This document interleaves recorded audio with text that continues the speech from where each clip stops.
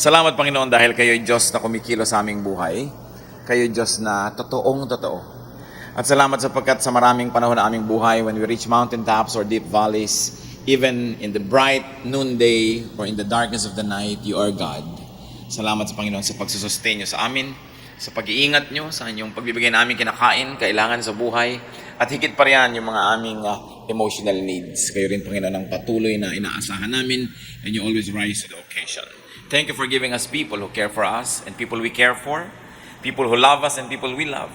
And we thank you, Lord, for allowing us to be fruitful, that we have employment and we can be employers and we can produce good things. Lahat ng ito, Panginoon, mga different details of worshiping you. Because our life is a life of worship and it should be a life of worship. Sa aming paglapit sa iyo, Panginoon, linisin niyo po kami, patawarin niyo kami sa aming mga kasalanan, mga pagdududa, patawarin niyo kami sa aming mga paglabag sa iyong mga utos. Patawarin niyo kami, Panginoon, sa mga bahagi ng buhay namin na hindi kayo nadadakila. Linisin niyo po kami ng dugo ni Jesus na aming Panginoon at tagapagligtas. At puno niyo kami ng kagalakan niyo, puno niyo kami ng inyong lakas, ng inyong espiritu. Buksan niyo ang mata namin nang makita namin yung obvious that you are a great God. Buksan niyo ang aming tayo, buksan niyo po ang aming puso na inyong salita. Ugat niyo at namunga sa kapayapaan, sa kabutihan, sa kagandahang loob, at sa kabanalan. So may you quiet our hearts, strengthen us, empower us to understand you. Be our preacher. Teach us, Lord. Deliver us, heal us, strengthen us. In the name of your Son, our Lord Jesus, we pray. Ecclesiastes 11, verses 1 to 2. Cast your bread upon the waters, for after many days you will find it again. Give portions to 7, yes, to 8, for you do not know what disaster may come upon the land. Napakagandang payo ng isang napakatalinong tao na si Solomon na sa kanyang old age, nire-review niya yung kanyang buhay sapagkat gagraduate na siya, haharap na siya sa Diyos at inipon niya ang kanyang mga karunungan na kakaiba ang pagkakaipon dahil siya binigyan ng Diyos ng super talinong isip. At pagkatapos ngayon, towards the end of his earthly life, inipon niya ang kayamanan ng karunungan para pakinabangan ng lahat ng tao, kasama na tayo doon. At ang payo niya tungkol sa panahon, be generous and someday you will be rewarded. Share what you have with 7 or 8 others. In another way of speaking, because you never know when disaster may strike. So ang isa kanyang matututunan sa kanya, be generous. Give to people. Give to as many people as possible. Yung talinghaga na cast your bread upon the waters. Ganun, para kang nagpapakain ng tinapay sa maraming isda sa tubig. Kung gusto nating bigyan ng isa pa uling visual representation yung idea, sabi ganon, kung ano ang inihahagis mo, bumabalik. Kung ano ang ipinapakain mo, papakain din sa'yo. So sabi ganon, tutulungan mo na rin lang ang tao. Damihan mo na yung tutulungan. Dahil hindi mo alam. Hindi mo alam kung ano ang darating sa bukas. Future disaster may disable you from giving. So give now. Kung kaya na natin magbigay ngayon and be generous, magbigay na tayo. Hindi tayo sure na bukas meron pa rin tayong kayang ibigay at may kakayanan na magbigay. At pagka dumating na yung bukas, hindi mo na kaya, disabled ka na, wala kang malang naitanim, wala kang malang nagawang mabuti, wala kang nabigyan, sino ngayon ang magbibigay sa iyo sa iyong pangangailangan? For disaster may turn you into a needy recipient, so spread goodwill now. Anong sinasabi natin dito? Making the most of time. Yun pong tao na maraming kabuhayan, maraming pera, maraming lakas, maraming oras, maraming magagandang bagay na pwedeng i-share sa kapwa. Pag hindi siya nag-share sa panahon ng kanyang abundance, sinasayang niya yung abundance. Sinasayang niya yung panahon. Kasi hindi tayo nakakatiyak na lahat ng panahon abundant tayo. Kaya kung kailan ka abundant, nagbibigay ka, dumating man ang panahon na hindi ka na abundant, meron kang nabigyan at meron kang nataniman. Kumisan, may mga magulang pa nga. Sa panahon na ang lakas ng kita nila, ang damot-damot sa sariling anak. Pagkatapos yung pala, titigil din silang kumita, hihina, aasa lang sa anak. Wala ka ngayon masyadong mukha na maipakita pagka humihingi ka. O yung mga anak din kuminsan, hindi masyadong inspirado magbigay kasi sabi nung araw, ang dami-daming pera niyang si tatay, hindi mo lang tayo binigyan. Pagkatapos ngayon, aasa-asa sa atin, sayang yung oras. Kaya pag meron kang kayang ibigay mo na. Kung bukas wala ka na, at least nakapagtanim ka sa kapwa. Kung bukas meron ka pa uli, bigay ka pa uli. At kung abutan, nag-graduate ka sa buhay na ito, hindi ka na ngailangan kahit kailan, lalo ka namang pasalamat. So sayang. Sayang yung meron ka, hindi ka nagbibigay. It's a waste of chance, of opportunity, and of time. Ecclesiastes 11:3-4. If clouds are full of water, they pour rain upon the earth. Whether a tree falls to the south or to the north, in the place where it falls, there it will lie.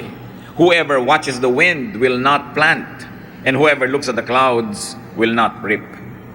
So yun daw, rain clouds, laging babagsak. Kaya pag sobrang tagal na ng tag-init, ng tag-tuyot, nag-evaporate na lahat yung tubig, naipon na yun somewhere, lalaglag din yun, uulan din yun, kaya huwag ka masyadong matakot, mainip. Mga El Nino, El Nino. Luma na yan, nung araw marami ng ganyan, wala lang pangalan. Tsaka hindi sinasensationalize masyado ng press, dyaryo. Ngayon sobrang manakot yung mga newscasters at yung mga news programs. Pero dati na yan. Pero ang tubig dito sa planeta natin, kahit kailan, not one drop was added or subtracted since creation. Paikot-ikot lang siya. Nag-evaporate, condense siya, bigla siyang lalaglag, ulan, paulit-ulit. So pag ang tagal-tagal lang hindi umulan, syempre, ang kasunod nun, uulan na. Ano pa ba naman ang mangyayari? Sabing ganon, uulan din yan. At ang puno, pagka nakahilig dyan, dyan siya bubuwal. What is the writer saying? The trees always stay wherever they fall. That if you worry about the weather don't plant seeds, you won't harvest a crop. Pag sobra ka naging warrior, pag sobra ka naging always playing safe, you will never take risks. And in agriculture, you will not plant. Therefore, you will never harvest. Pag sabi mo, huwag na tayong magtanim, baka hindi umulan. Ngayon, hindi ka nagtanim, tapos biglang umulan, wala kang tanim. Wala kang risk. Yung playing it too safe. Nature will always do its thing. That's what Ecclesiastes is saying. Nature will always run and prevail. And nature will always preordain laws from God. Matutupad ang kalooban ng Diyos. Therefore, do not worry too much about the weather. Do not worry too much about the seasons. Kaya lang syempre, kung ikaw ay agriculturist, kung ang iyong hanap buhay may kinalaman sa mga weather and seasons, mas vulnerable ka. Kaya ano sinasabi? Mag-invest ka ng iba. Kung ikaw ay nagtatanim, huwag sa pagtatanim mo lang iasa ang lahat. Magkaroon ka pa ng ibang industriya. Kasi pag naman nakapagtanim ka na, tapos na yung trabaho, may free time ka na, pwede kang gumawa ng ibang hanap buhay. Kasi hindi mo alam kung alin yung itinanim mo ba o yung extra hanap buhay mo ang pagpapalain ngayong panahon na ito. Pero pag lagi ka nag-aalala, wala kang mangyayari sa buhay mo. Hindi ka mag-i-invest. People who are always afraid, people who always play it safe will not invest. Therefore, they will not profit. They will never plant. Therefore, they will never harvest. Ganon din sa mga human relationships. Yung takot na takot masaktan, iwas na iwas umibig. So kahit kailan, hindi ka na iibig at hindi ka na rin maiibig because you're playing it too safe. Laging merong konting risk ang buhay. God caused it so that we will always depend on Him. So that we will revere Him and worship Him. Kaya may mga X-factor na hindi mo alam. Pero alam natin mga kapatid, alam naman ng Diyos yun. Kahit hindi natin alam niya. Kaya maaari tayong manalangin, humingi ng guidance. At kung sakasakali nagkakamali tayo ng desisyon, ay humingi ng tulong, alam ng Diyos kung ano ang nakalaan sa kinabukasan. So in life, do what you could and rely on nature to do its part. It may take a while before it rains, pero imposible hindi umulan kahit kailan dahil saan pupunta yung tubig? Uulan at uulan syempre. At kung umuulan syempre, mamaya meron uli na namang tag-init kung merong taglamig. Pabalik-balik lang yung seasons. Sino ang masayang tao? Yung nakasakay sa panahon, hindi yung lumalaban sa panahon at lumalaban sa weather or sa climate. Kaya dapat sumasakay ka para magbenepisyo ka dyan. Ecclesiastes 11:5, as you do not know the path of the wind or how the body is formed in a mother's womb, so you cannot understand the work of God, the maker of all things. But now, brothers and sisters, we begin to know how a baby is formed in the womb. We don't know yet completely, but we have an idea. We have better idea now than even the wise people of the old times. Because science and technology now help us understand nature and God better. Hindi kalaban ng science ang Diyos at hindi kalaban ng Diyos ang science. Through science, we can pick at the methodology of God. No? Yung kanyang pamamaraan, kaya ngayon, nadadagdagan yung ating information. We may be better informed, but it doesn't mean that we are wiser. But we can be better informed. Kaya nakikita natin na hindi kailangan pinaglalaban yan, science and faith. Because when you know enough science, lalong titibay ang pananalig mo. Nakikita mo yung disenyo, nakikita mo yung sistema, yung pamamaraan ng lumikha sa atin. Ecclesiastes 11:6. Now sow your seed in the morning, and at evening let not your hands be idle. For you do not know which will succeed, whether this or that, or whether both will do equally well. Yan ang sinasabi natin mga kapatid, yung pagtatanim. Talaga naman pagka ikaw nagtatanim, ikaw ay into agriculture, into fisheries, yung mga ganyang uri ng mga hanap buhay, masyado kang vulnerable sa panahon. Kaya kung minsan, mas mabilis yumaman yung mga biyahero, yung mga negosyante, kasi nagtatanim ka, 6 na buwan mong inaalagaan ito, laban sa peste, laban sa ulan, laban sa tubig, laban sa init at tagtagtuyot, laban sa kung ano-ano. Pagkatapos, yung biyahero, binili sa'yo yan ngayon, next week, naibenta na niya. Tapos na, 1 linggo lang na nasa kanya yung risk, marami na siyang kinita, kaysa doon sa magsasaka. Ganon din yung nag-aalaga ng mga hayop. 4, 6 na buwan mong inaalagaan, pero ang yumayaman yung biyahero na naman.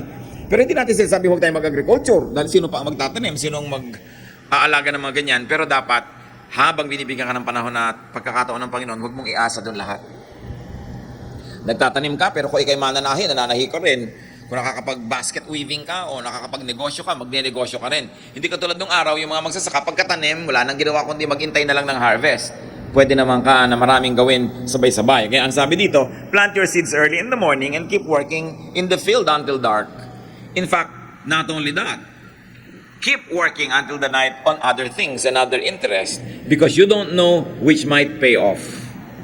Sa mga ginagawa mo, ini-invest mo, hindi mo alam kapatid kung alin ang tutubo, kung alin ang magkakaroon ng ganansya, kung alin ang magbo-blossom at magbo-bloom. Kaya dapat marami ka ring ginagawa, hindi lang isa. Keep working and diversify wisely. But don't put all of your eggs in one basket. Tulad nga ng isang matandang kasabihan. Katulad, halimbawa, magsasaka ka, inilagay mo na lahat sa magsasaka yung pera mo, hirap mo, pagod mo, tapos biglang bumaha. Paano na? O biglang nagkaroon ng tagtuyot. Dapat may iba ka pa na inaasahan, may iba ka pang skill na dinedevelop, may iba ka pang ginagawa. And you apply that in all aspects of life. You don't put all of your eggs in one basket.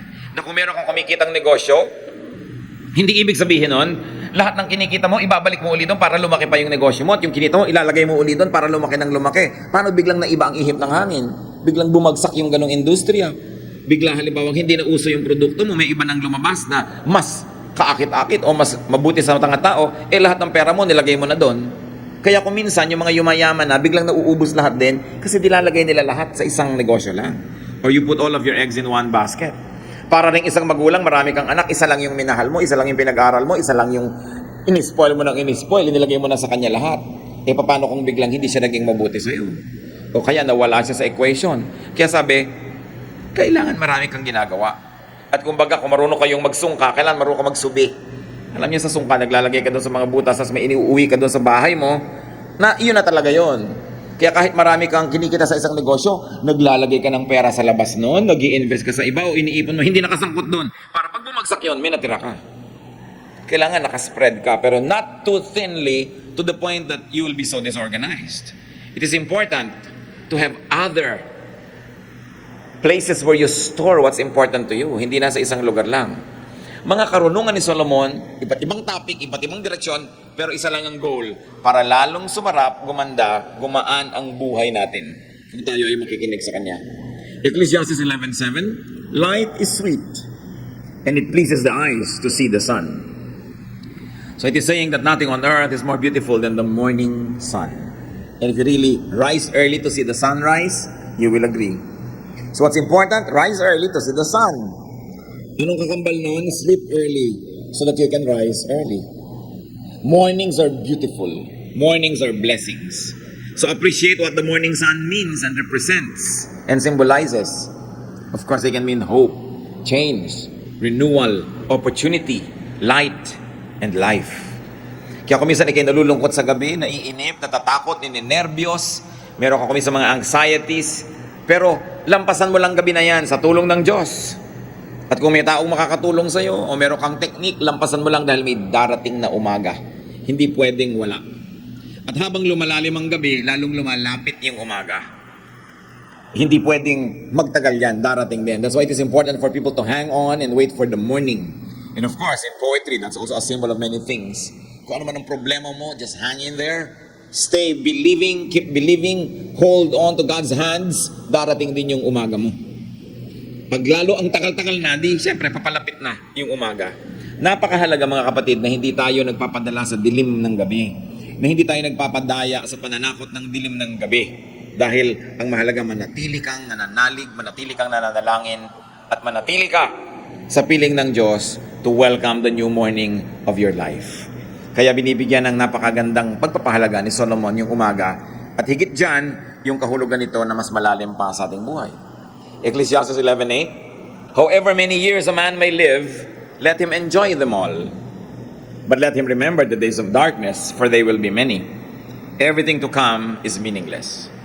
So, ang sinasabi dito ng ating napakatalinong may akda, even if you live to a ripe old age, you should try to enjoy each day. Mahalaga to, tandaan natin yan. Sabi, kahit tumanda ka na at matanda ka na, kailangan nag-enjoy ka pa rin.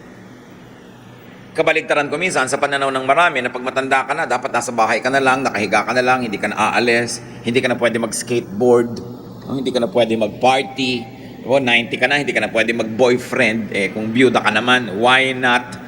Old age should not prevent enjoyment of life. Yan ang sinasabi ni Solomon. Bakit? Kung gagawin natin yung old age na gano'n, nakakatakot tumanda.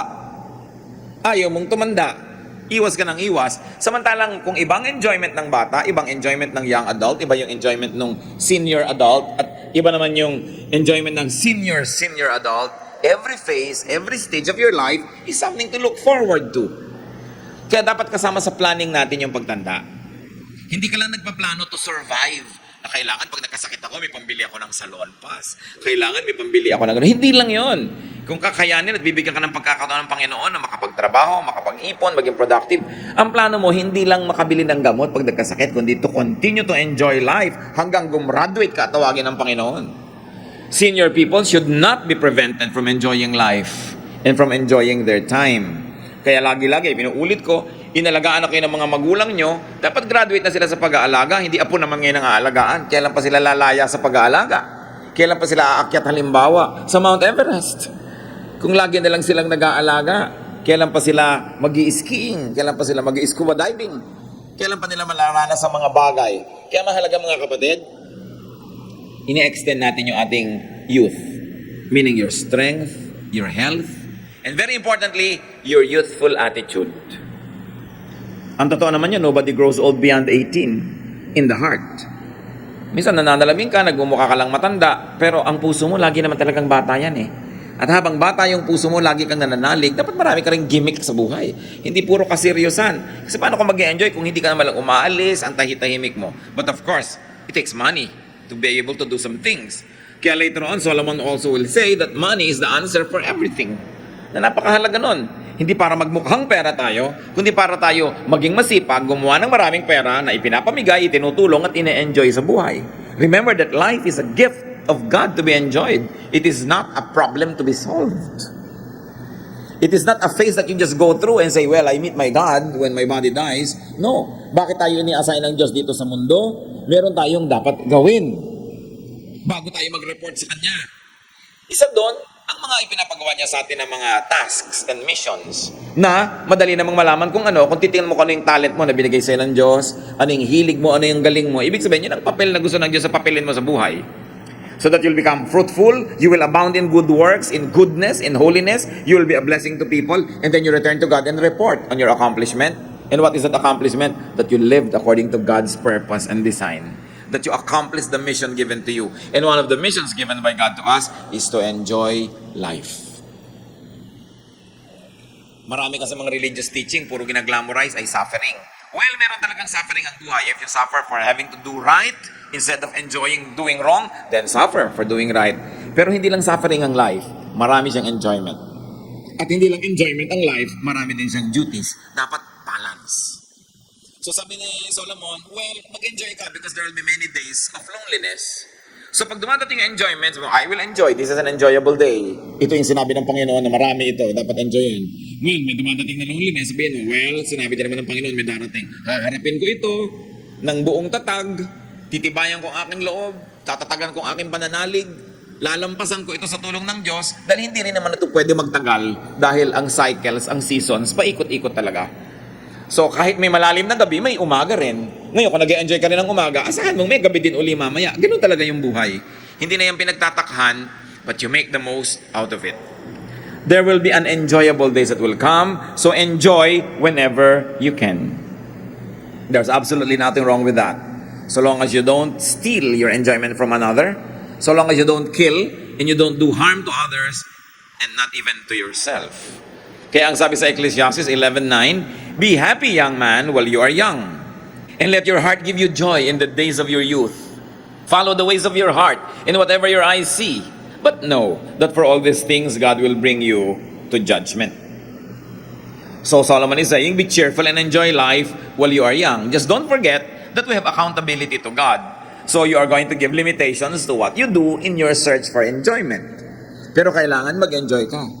Marami kasi pag dinidil nila tong verses na ito, parang ginagamit lang nila negative na, mag-enjoy ka pero lagot ka. But this is not what I see here. At Solomon is saying, really, youth is for enjoyment. Enjoy it. Malakas ka pang tumalon, so tumalon ka na. Wala nga naman pag 90 ka pa, tsaka mo pa gustong tumalon. Diba? Malakas pa ang katawan mo, so gawin mo na yung mga gusto mong gawin. Magsayaw ka, mag-aral ka ng ganito, mag-aral ka ng skill. Masigla ka, kumanta ka. Talagang uugoy-ugoy ka pa pag naglalakad, maingay ka magsara ng pinto. Ang dami mong energy, may enjoy it. But remember, lalagyan mo ng limitation. So kahit malakas yung kamay mo, hinaan mo yung pagsara ng pinto kasi may natutulog. No? Makakaabala ka sa kapwa mo. Ito yung God will bring you to judgment. Ibig sabihin, may mga bagay na hindi mo dapat gawin kahit kaya mo. Pero ang mahalaga, habang kaya gawin, dapat gawin. Kasi minsan lang na umalis ang iyong kabataan, ayaw na niyang bumalik, liba na lang, meron kang technology. No? Pero yung babalik yung sigla mo, hindi naman laging madaling gawin yun kung nawala na at tumanda ka na. So ano ang sayang? Remember, ang topic natin is not to waste time, to make the most of time. Pag bata ka, do things that are bagay for youth and young people. Ano ang kakabit niya na ideya, mga kapatid? Payagan natin yung mga young people to be young. So do what you want and find pleasure in what you see. Go for it, young person, young adult. Well, there is youth that's left in your veins. Go for what you like to do. Just don't forget that God will judge you for everything you do. So observe limits and do what you must. Don't do the thing you shouldn't be doing, and do the things that you ought to do, and you're okay. So maximize happiness, but minimize sin and error. Kailangan payagan natin ang mga kabataan na maging bata. Kumisan, children, we don't permit to be children. We want them to behave like adults. There's plenty of time to be an adult and to remain an adult. So let the children be children. Let the youth be youth because there's plenty of time for them to be seniors. The moment nag-senior citizen na yan, hanggang gumraduate na tumanap sa Diyos, wala nang bawian. So habang young, let them be young. Let us not deprive young people of peculiar joys and pleasures and excitement that only youthful people can enjoy. So kuminsan, one of the gravest crimes we can commit is to rob children of their childhood or to rob young people of their youth. May panahon. At saka yung mga iba pa gusto pang mamatay. Huwag kayong magmadali. There's plenty of time to be dead. No? So, mabuhay muna kayo habang buhay pa kayo. Di ba? Pagka tumawid na tayo doon sa kabila, ang haba nun. No, nasa kabilang buhay ka na. So, habang nandito ka, huwag mong madaling tumawid doon. Nandito ka pa eh. And you become unfaithful to God who gives you space and time here and now if you don't want to enjoy it. If you don't want to live the moment, if you don't want to cherish the day, the minute, the hour, you are being unfaithful to God because it's God's gift to you. Parang yung isang tao, dinala mo sa isang magandang vacation place, tapos ayaw mag-enjoy, gusto umuwi na. Di ba? Wala ka namang kwentang bigyan ng magandang bagay. Naiinis naman yung nagbigay sa'yo nun. Binigyan ka ng regalong bakasyon. Kailan nang uwian? Gusto ko na umuwi. Hindi ako nag-enjoy dito. Ganun yung ayaw mag-enjoy sa buhay. Isa yan na tungkulin, ha? Kung hindi nyo gustong tingnan na pleasure or indulgence, it's our duty to enjoy life. Pag tinignan nyo yung design ng human body, we were designed and wired to have fun. Kaya ka binibigyan ng mata, nakakakita ka pa ng kulay, hugis, movement. Binibigyan ka ng tenga para makarinig ka ng musika, mga boses, mga tunog ng dahon at tubig. Binibigyan ka ng skin so that you can enjoy texture and temperature. Na iba pa yung malamig na tubig pag naliligo ka. Kung mainit at kung maginaw naman, gusto mo warm water, you enjoy all of that. We were created to be very sensual. And there's nothing wrong with that. Akala ng iba, pag sensual sila or sensuous, evil na yun, worldly na. It is God who designed our bodies. And He placed the right nerve endings in the most correct places for you to maximize the enjoyment of the universe. Kaya hindi natin ipinag-apologize kung nag-enjoy tayo. Basta't hindi ka lumalampas sa dapat mong hindi lampasan. At ginagawa mo yung tama, nagiging mabunga ka, mabuti. Enjoyment is part of worship. So be young while young. Sabi sa Ecclesiastes 11:10, so then banish anxiety from your heart and cast off the troubles of your body, for youth and vigor are meaningless. Mawabaliwala ang lahat ng yan kung hindi mo papahalagahan.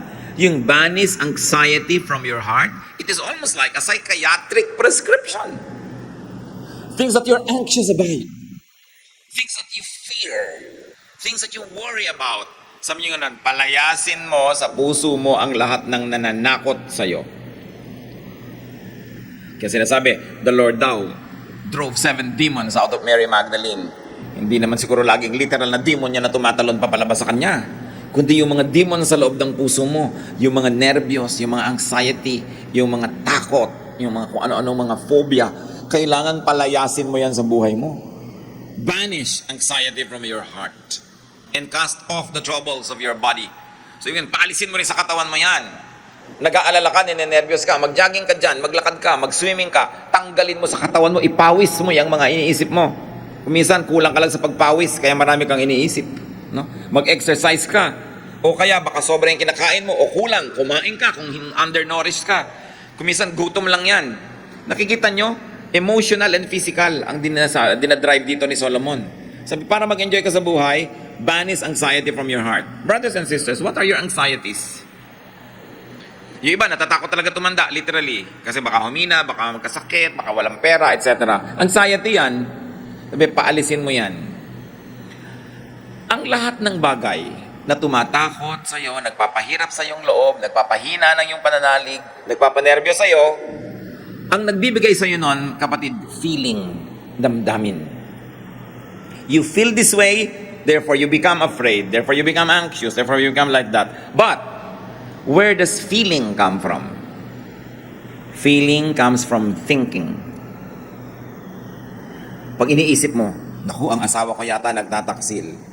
Bigla ka na ngayong nenervyusin. Iinit na ngayon yung tenga mo dito. Lalaki na yung ulo mo. Magagalit ka na, bibilis ang pintig ng puso mo. Magkakaroon ka ng anxiety, magkakaroon ka ng mga panic attacks because of your feeling, which was actually given to you by your thought. Pero pag inisip mo sa thought mo, naku, yung asawa ko naghahanap buhay ngayon para uwian ako, siguro mamaya ng ganito, gumaganda yung feeling mo. Paano mo yun? How do you banish anxiety from your heart? Control your thoughts. Obserbahan nyo kung anong iniisip nyo ang nagiging bunga, pag-aalala, takot, hirap ng loob. Tigilan yung isipin yun. Kailangan pa bang i-memorize yan?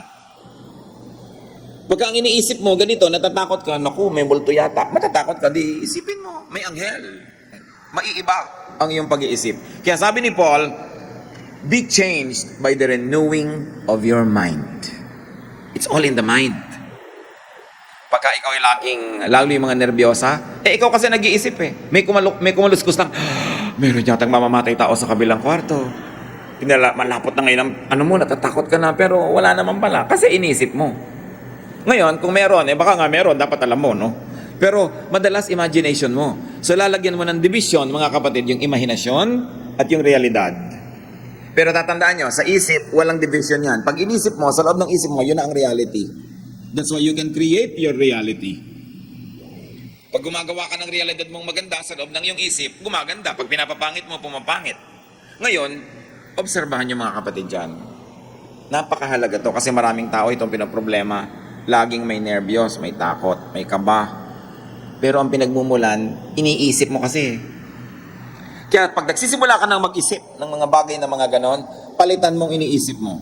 Sabi sa Bible, whatever is true, whatever is beautiful, whatever is lovely, think about these things. Isipin mo yung mabuti. Pwede ka naman mag-isip ng pangit, pero pwede ka naman mag-isip ng mabuti. Change topic, change thoughts. Because as you think, you feel. As you feel, you become. So hindi mo dapat sisihin ang iba dyan. Nasa loob ng isip, discipline. So pag mag-uisip ka na naman ng kung ano-ano, magbasa ka. O kaya maligo ka ng malamig na tubig. Sabi ng mga therapist, napakalakas magpaalis ng anxiety ang maligo ng malamig. Yung iba pa ngang sobrang anxious mga kapatid, at saka yung mga drug dependents na nire-rehabilitate ng sarili nating mga rehabilitation programs, experience natin ito, inilulubog sa drum ng malamig na tubig na madaling araw. Ang laking therapy. Papatunayan sa inyo ni Pastor Gami na nag-develop ng system na yan. So kung minsan, paligo lang pala yan. Yung sinasabi na, init lang yan, ipaligo mo, natatanggal talaga. So pagka meron kang alalahanin, may problema ka, may iniisip ka, palitan mo yung paligid. Palitan mo yung tugtog. Ang tugtog mo pa, tuwing lulubog ang araw. Ay, bakit naman yan? Palitan mo ng sunrise. No? Yung kinakanta mo. Palitan mo yung palabas sa TV, natatakot ka sa mga global warming, kung ano, yung pinapanood mo lagi. No? Palitan mo. You create your reality. Kung hindi ka masaya sa nagiging bunga nun, may kausap ka, at may kausap mo siya, nasisiraan ka ng loob, lumulungkot ka, palitan mo ang kausap. Diba? Kung hindi siya magpapalit ng topic, saka na tayo mag-usap. Pag nakakausap kita, lumulungkot ako eh. Diba? Meron naman talaga mga tao, dumadating pala, sabi ng mata, sabi na, oh, mahirap ito. Lungkot na naman ang dala nito sa akin. So, yung ipapaligid mo, kung kayo alumpihit, hindi kayo makatulog, di mo kayo matulog, bumangon kayo. Kung may garden kayo, maglakad kayo sa garden. Kung wala kayong garden, maglakad kayo sa kalsada. Gumawa kayo basta ng paraan. Diba? Change the environment, change what you see, change what you hear. Magpalit kayo ng mga kulay ng inyong kortina. Pasayahin nyo inyong sarili, maiiba yan. Kasi ang timpla man, sa kaldero, maglagay ka ng ibang timpla na iba yung lasa, di ba? So kung hindi kayo masaya sa timpla ng buhay nyo, ibahin nyo yung mga ingredients. Banish anxiety from your heart. Cast off the troubles of your body. Nakukuha yan sa pagpapawis, sa exercise, sa pagising ng tama. Sabi nila, pag natutulog ka ng less than 6 hours lagi, lugi ka, masama. Pero pag natutulog ka ng more than 8, masama din. Kung isa yung iba, overtulog, kaya pala depressed. Yung iba naman, kulang sa tulog, kaya laging anxious, itimplahin mo yung katawan mo. Because we are also chemistry. Kailangan gumagawa ka ng paraan. Pinapasigla mo ang iyong sarili. Pag naobserbahan mo na sa ganitong oras ng 24 hours, sa oras na yun, malungkot ka, gumimbento ka ng activity sa oras na yun. Lilipas din yun eh. Pag tapos na yun, di tapos na. You have to do something. But you cannot live in sadness. You cannot live in loneliness. Hindi mo pwedeng gawin na yung buhay mo mahirap, mabigat. Kasi hindi yan ang gusto ng Diyos para sa'yo. God wants you happy. God wants you saved. God wants you prosperous. But Satan wants to destroy you. That's why you should never listen. As the Lord cast out demons. Pag inanalyze mo sa New Testament yung maraming cases, yung mga demons na yon, may mga totoong demon, pero merong mga, yung demon na iniimbento mo sa sarili mo. Kaya because the Lord was loving, maraming mga tao na kulang sa love, nung sumama sa kanyang grupo, they were freed. Their demons were cast out because they were loved. At alam niyo, ang pinakamabisa na pangpagaling ng lahat ng uri ng sakit ng ating puso, isip, pag-ibig. So love, be loved. Kaya tayo mga kapatid, we should be more loving. We should be more caring. Kasi kung minsan yung taong nasa tabi mo, yung kamag-anak mo, yung nanay mo, hindi mo alam, nagdurusak. Kulang lang pala sa haplos, sa himas, kulang lang sa pasalubong, kulang lang sa text. Kaya ang buhay ko, ano yung mission natin, makakapagpasaya tayo sa kapwa, pasayahin natin. Kasi kung minsan ang bigat-bigat ang dala ng kapwa natin. At kung nakakaranas tayo ng mga kabigatan, hindi mahirap para unawaan natin yung dumaranas nun. Sa isang araw, pipili ka lang, ako ba ngayon yung talagang hirap na hirap? So I need help. Pero kung hindi ikaw yon, sabi mo, hindi ako hirap na hirap ngayon, masaya ako, I will find somebody to help. I will find somebody to cheer up. I will find somebody to love. Because that gesture can see that person through a very difficult moment. Yun lang pala ang kailangan niya. Simpleng-simpleng bagay. So napakahalaga mga kapatid, banish anxiety. I like to dwell much in this because this is a case of so many people. Cast off the troubles your body. Youth and vigor must be used correctly. So be young while young. Let the young be youthful.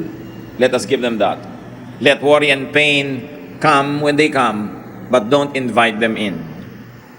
Do not fast forward worry and pain. Sabi ng Lord, may oras naman para dyan eh. Pag nandyan, iharapin mo. Pag wala, huwag mong hanapin. Do not fast forward age, even wisdom. It will come in its correct time. So extend youthful energy and enthusiasm. Be healthy and stay healthy as much as you can because it is difficult to be happy when you are not healthy. Kaya kasama sa element yan, takain ka ng tama, magjeta ka ng tama, huwag kang mag-abuso sa sarili. Alam natin lahat yun. Para yung katawan natin handang tumanggap ng biyaya. At dahil ang topic natin is making the most of time, do not waste youthful energy by non-use. Kaya ka may lakas para gamitin mo. So, get involved with many youthful activities. They are part of your very great privilege from God. Make the most of time. Live to the fullest. Life is a gift. So allow people also to enjoy the gift that God gives them.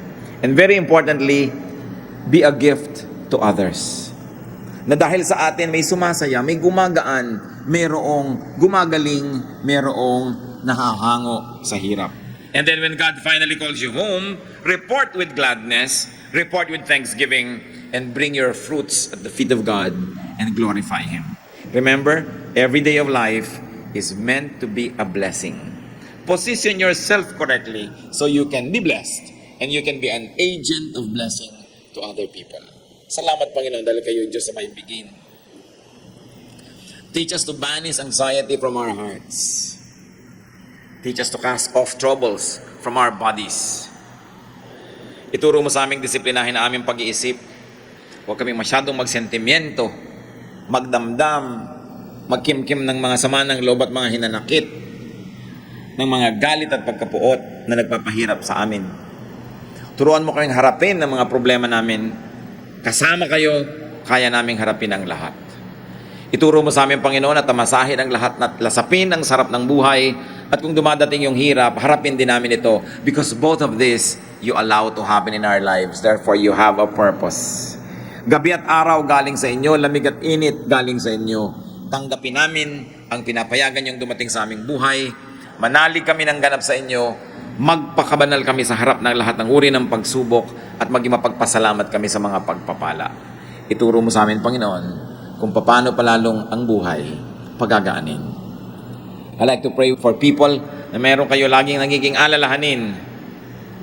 Minsan, ninenervyos, kung minsan natatakot, kung minsan nahihirapan ng loob, may mga pangamba, nababagabag, nababalisa. Hihingi tayo sa Panginoon ng kapayapaan, hihingi tayo ng pagpapagaling, matapos nating pag-isipan kung anong participation natin, bakit ba dumarating yan. Nais kong humingi ngayon ng awa at nakapangyarihan sa Diyos para sa lahat ng mga madalas ay naguguluhan, kulang yung peace of mind, o kaya ay nalulungkot, naiinip, feeling isolated or alone, challenged. Our Lord is a physician of the body, of the spirit, of the mind. Alam niya ang lahat ng ating iniisip. Sabi sa Biblia, bago mo pa man isipin, alam na ng Diyos. Alam niya ang mga gumugulo sa atin. Subalit hindi niya tayo pinanghihimasukan dahil binigyan niya tayo ng free will. So if your free will is the reason why thoughts cross your mind and why thoughts linger in your minds and why thoughts affect your emotion, then you've got to bring your thoughts and your thought patterns to Jesus. Ama naming Diyos sa langit, sa pamamagitan ng iyong anak na si Jesus, aming tagapagligtas, aming Panginoon, masdan mo yung mga anak, dala-dala, mga bagabag, alalahanin, mga problema, kinakatakutan, pangamba. Lord, these things have no right to disturb us because of the wounds and the blood of Jesus. Alam namin ang lahat ng mga sugat na ito, alalahanin, dinala na ng Panginoon sa bundok ng Kalbaryo. At noong ang kanyang katawan ay namatay para sa amin, kasama itong napako sa krus. Ipaalala mo sa amin, Panginoon, na malaya kami sa mga bagay na ito. Na huwag naming payagan na balik-balikan kami ng mga bagay na binunot, tinanggal nyo na sa aming buhay sa pamamagitan ng dugo ni Kristo. Ipaalala nyo sa amin kung sino kami, mga anak ng kaliwanagan, anak ng kapangyarihan, anak mo o Diyos na buhay. Na hindi bagay sa amin ang madaya, hindi bagay sa amin ang manatili sa lungkot o hirap ng loob o takot because Jesus has triumphed over death. So we declare this freedom and we declare this healing and we declare the power of the risen Christ over our lives. Inaangkin namin, O Diyos, ang iyong kapangyarihan. Inaangkin namin, tinatanggap ang iyong pagpapagaling, pagpapalakas. Pawiin mo ang aming mga alalahanin. You help us banish anxiety from our hearts with the power of the blood of Jesus, with the power of the Holy Spirit. Infill us and empower us so we can be strong and we can be happy and fruitful and good to one another. Nawa, Panginoon, sa pagtayo ng iyong mga anak, igawad mo ang iyong mayamang bendisyon, hawakan mo ang aming puso, ang aming katawan, ang aming isip, ang aming ulo, at basbasan niyo po kami. Tumatanggap kami ngayon na yung pagpapala, O Diyos, na nanalig kaming narito kayo ngayon, nagpapagaling ng aming mga emosyon, nagpapagaling ng aming isip, nagpapatalino sa amin, suwalit lalong nagdadagdag ng aming pananalig sa iyo. Palitan mo ang mga bagabag, palitan mo ang mga pagkakaba, ang mga pag-iisip ng kapayapaan. Pag ang mga anak mong ito hihiga para matulog, bigyan mo, Panginoon, ng himbing sa pagtulog. Kung kakain ay bigyan mo ng gana para kumain. Kung nagtatrabaho, bigyan mo ng lakas and concentration so we can be fruitful. At kung kami man ay malayo sa mga mahal namin sa buhay, kayo, Panginoon, you transcend space and time. And through you, we can embrace loved ones who are far away because you embrace us both. Niyayakap mo kami, hinahawakan mo yung kamay at niyayakap mo rin ang mga mahal namin sa buhay na malayo. Kaya kung kami pare-parehong nasa iyo, na pag-iisa kami sa Espiritu. Natatawid namin ang mga dagat, natatawid namin ang mga bundok, na pag-iisa kami dahil isa kami sa iyo. O Diyos, nasa lilim kami ng isang bubong ng iyong langit at lahat kami na pag-iisa ng iyong pag-ibig. Turuan mo kaming maalala yon. Turuan mo ang iyong mga anak na laging maalala kung sino kayo, na sa lalim man ng gabi o sa madaling araw o sa tanghaling tapat o sa hapon, nandun kayo, Diyos ng lahat ng panahon. Ituro mo sa amin, Lord, to be watchful that our thoughts will not deceive us, that we will watch what we think of, and we will surrender everything, thought captive to the name of your Son, Jesus, and that you will declare freedom to your people, and you declare healing, and you declare empowerment and joy and peace to your people. People of the Lord, receive from God what you're asking from Him. Makipag-usap kayo sa Panginoon at hingin nyo ang gusto nyo hingin sa Kanya. Ipinangako niya, siya tumutugon sa panalangin, siya ay nakikinig sa ating mga dalangin at nais na tayo magkaroon ng kapayapaan. Jesus came so that we might have life and have it abundantly. Give your life to Jesus and accept that power right now so that the power of God may rest in you and you will be empowered. Patuloy tayo magbulay-bulay sa kahalagahan ng ating panalangin. Pagbulay-bulayan natin ang pag-iisip natin kung alin doon ang mga dapat iwaksi, paraan ng pag-iisip, mga pagdududa, ibigay natin lahat sa Panginoon. In silence, let's stay in the presence of the Lord. And may the power of the Holy Spirit fill your hearts and your minds and your bodies so that all the promises of God in the Bible might be true in the life of each one present, believing in the salvation of the Lord Jesus. Be with the Lord and be blessed.